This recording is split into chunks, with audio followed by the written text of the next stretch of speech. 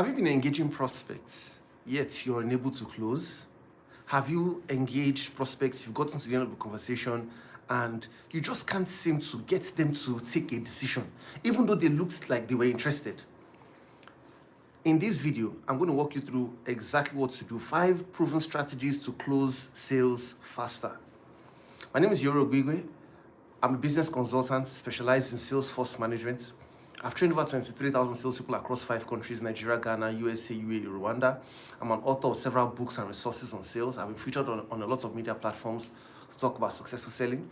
I started my career working in an organization where I was given a target to sell to 20 HNIs in a month. I was able to bring 21 high net worth individuals to my organization in a single month. In that same organization, we had a sales competition held where I was top selling salesperson, and I was sent for the World Cup for an all expense paid trip. In another organization where I worked, I grew a portfolio of $3.5 million to over $7 million in just 11 months. So in this video, let's go straight into what exactly it takes right now to close deals successfully. The first thing is that you must sell the appointments. The first close you must make is that you must close the appointment. You see, if you don't ever get the appointment, there wouldn't be any close at the end of the day. So you must close the appointment. And how do you close the appointment? Understand that the best prospects are always busy. The best prospects are always busy. If you get on the phone with someone, or you're trying to book an appointment to someone, and the person just says, "Oh, I'm available, just come anytime, I'll be glad to see you, just come," and it always goes so easy like that, you may be talking to people who don't have the resources. It may not be 100% that way all the time, but most times when you go through some difficulty to get the appointment, and you have to convince, you have to let the person see reasons why the person should meet with you. The person is pushing back, and the person is saying, "Just send it to me via email." The person is saying, "What exactly do you want to come and see me for?" The person is saying, "Let me think about it." And you're able to push through and navigate that and get the close. You would have been ready and prepared to get the close when you meet with this person face to face. So you must close the appointment first. Now, there are some strategies you can use to always close the appointments. Have a planned script or planned presentation of exactly what you want to say. The first thing you say when you get on the phone with the prospect, or you're trying to get a meeting with the prospect, I hope you know, let me put some context here. We don't expect you to sell over the phone. Contextually, depending on what you sell, right? If what you sell, the prospect can pay over the phone, if it is extremely low priced and a no-brainer, they can just take action at once, or maybe you don't even have any other option to sell something at a higher level based on the kind of product you sell, then you may just want to get them and engage them over the phone. However, if you know you have a budget and you know that you need to be able to sell some large ticket transactions at some point, the face-to-face engagement would build enough trust, will give the opportunity to build enough trust for someone to release that bulk money or that huge amount of money to you. So make sure that you focus on getting the appointment. What you say on the phone, the first time you get on the phone with the prospect matters. What you say face to face with a lead, the first time you engage them matters. If you're doing any marketing or any ads campaigns, the first thing they see in your marketing or your ads, it really matters, because that's what will determine if they will give attention to you or not. Someone says you're either done in 60 seconds or you are gone in 60 seconds. So quickly establish trust and let them see reasons why they should do business with you.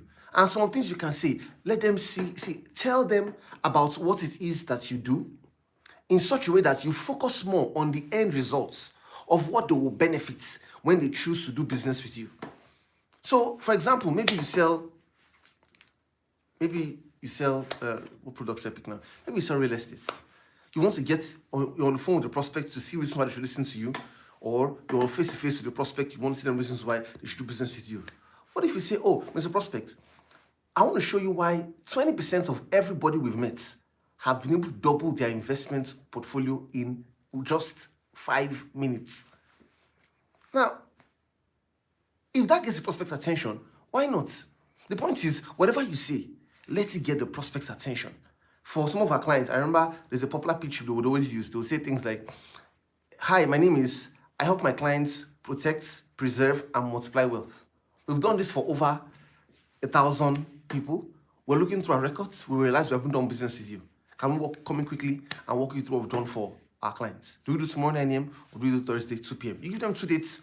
We want to get the appointments. 2 dates.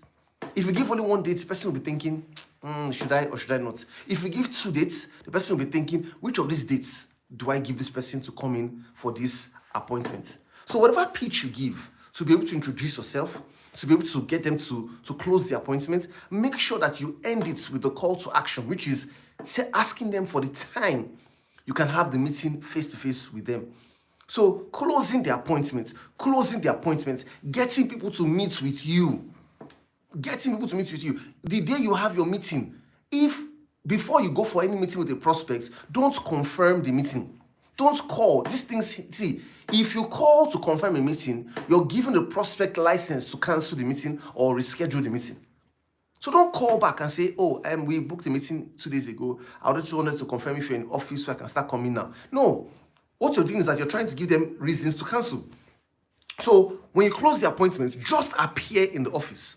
Somebody says, Iyore, but how can I just travel all the way and appear in the office? What if they're not there? I'd have wasted. How do I do it? Very simple. You must have a call plan. What's a call plan? A call plan is a list of all the places you're going to have meetings that day. At least we expect that a salesperson who has a budget should have at least 4 meetings per day. Because the more meetings you have, the more you can stay face to face with people who have the potential to do business with you, the more sales you make. So if I have if I can get my face in front of potential buyers, my chances will increase, because sales is a numbers game. It's a numbers game. So put all your energies in getting at least 4 meetings per day, and you schedule them, maybe 9 a.m., 12 noon, 3 p.m., 4 p.m., 4 meetings. You would understand, and these 4 meetings, please, should be in the same location. They shouldn't be different locations, far apart. Oh, Ikeja, Shongotedu, Lekki, Pestac. If you're going to have meetings in VI, let them all be within VI. Anybody that's asking for a meeting who's on the mainland, push the person to another day.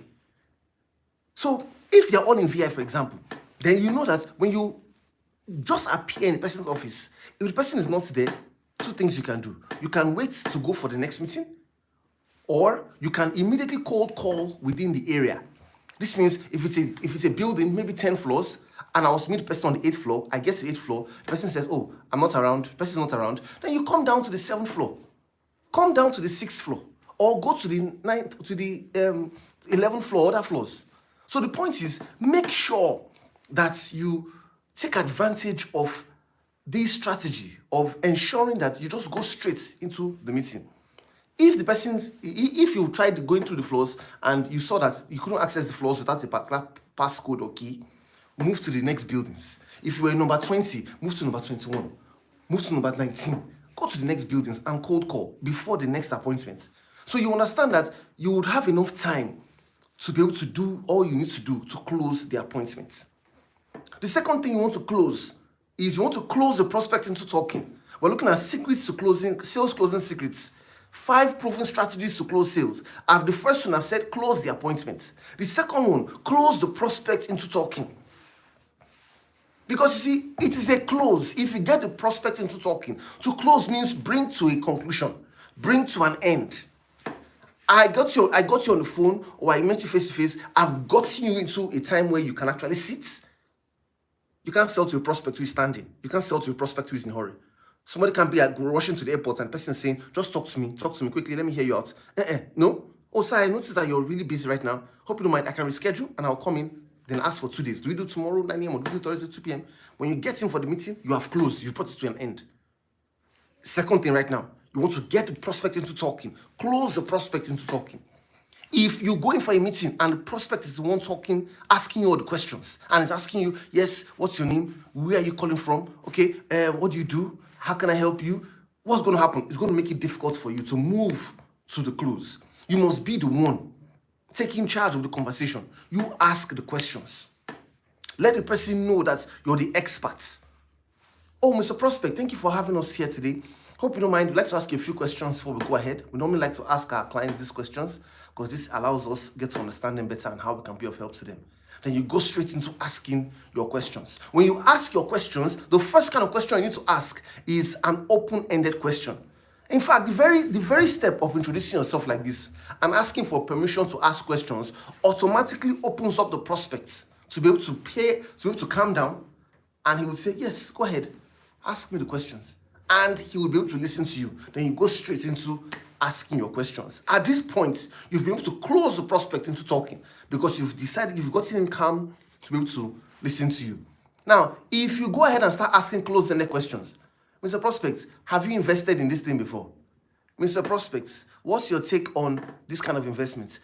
He may not be able to talk a lot, and that would affect how well you can close.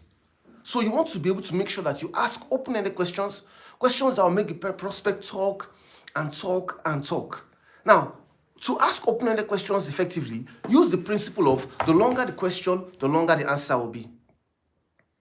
The shorter the question, the shorter the answer will be. If you ask a prospect a long question, he'll be preconditioned to give you a long response. So put some context to your questions. Even if you want to ask him if he has invested in real estate before, for example, if you sell real estate, I don't know why real estate just comes to my mind. If that's your first question, don't just ask, Mr. Prospect, have you invested in real estate before? And you're looking. No.